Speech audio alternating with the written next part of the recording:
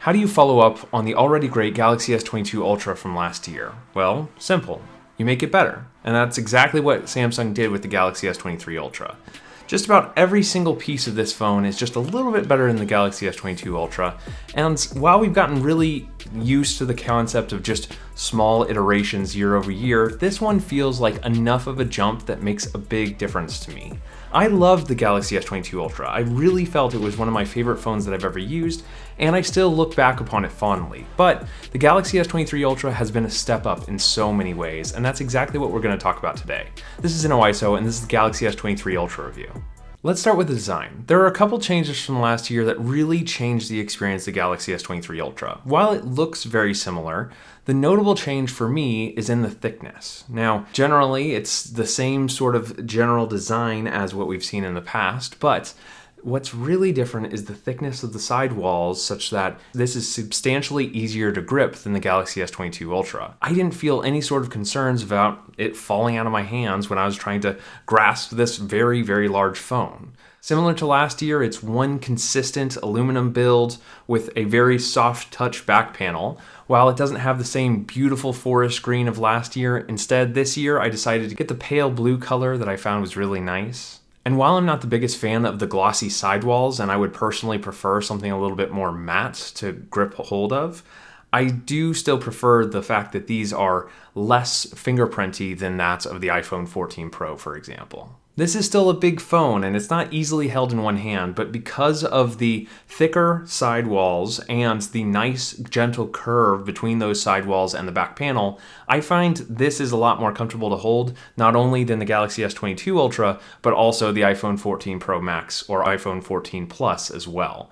Those sidewalls are just too rough for me, and so this just comfortably sits in my hands, and I never really worry about it at all. Unsurprisingly, Samsung's continued the tradition of including the dedicated S Pen, which I honestly think this might be the second or third time that I've taken it out of the body, save for times where I'm just using it as a little bit of fidget pusher. I don't really understand the need for this S Pen. To be honest, I don't really see a lot of use cases for most people, and while Samsung has improved it over the years, nothing really has changed this year, and I don't remember any sort of coverage of it in any of their advertising outside of what they've done in the past.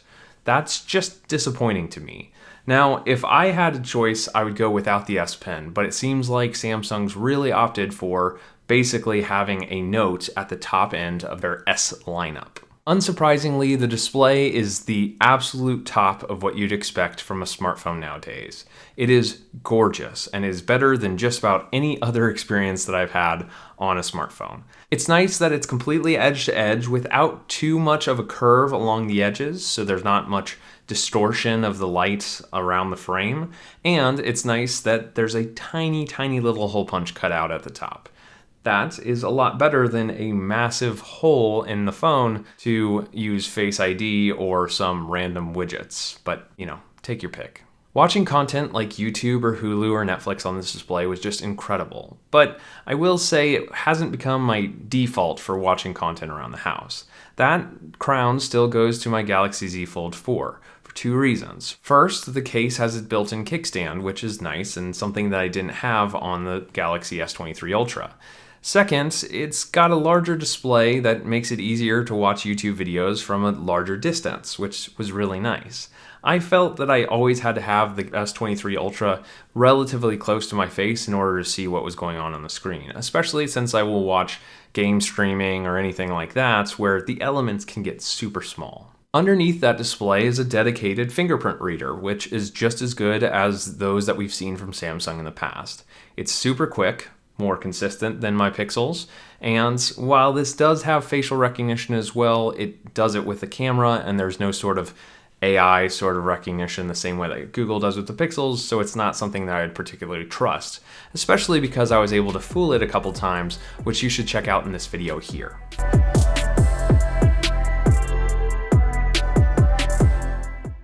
Performance on the S23 Ultra was in line, if not obviously better than my S22 Ultra, but I didn't really notice a huge difference.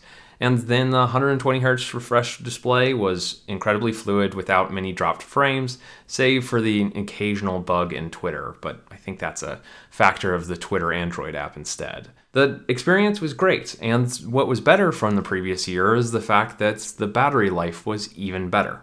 I found I could consistently get 2 days out of this phone, which is more than I could possibly ask for.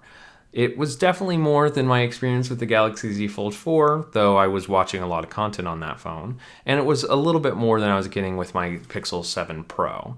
It's nice to know that I could reasonably expect to fill up my phone on a Friday night and still have it charged Monday morning if I so needed it to.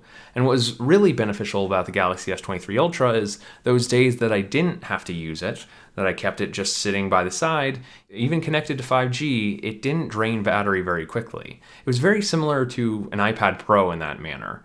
It would just keep the battery for long periods of time, which is very reliable. That added to the fact that I could easily top up my Galaxy Watch or my Galaxy Buds or my Pixel Buds on the back using reverse wireless charging meant that this was largely a battery champ for me in many cases. Surprisingly, the big upgrade that I found from last year was the camera. Now, I already thought the Galaxy S22 Ultra camera was incredible. It was so reliable. It took some great shots and some very, very special shots. If you haven't seen my video, you should check it out. But this one felt even better. Now, there are a couple specific upgrades that I found with this relative to the prior model. First of all, portrait shots are just perfect. Just incredible. They were consistent with sharp edges without any sort of clear blur along the edges of someone's hair or anything like that. It was really amazing getting a very, very consistent portrait shot out of this phone. Then the ultra zoom lens was just as consistent, if not consistently better than that on the Galaxy S22 Ultra and on my Pixel 7 Pro.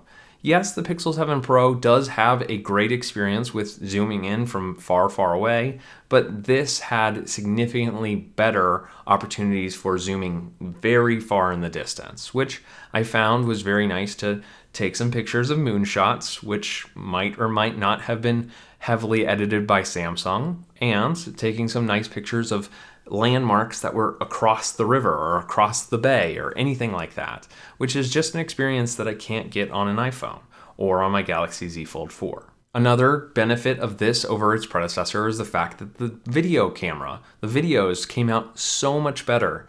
And I really found that this was consistent enough to take videos of just about anything.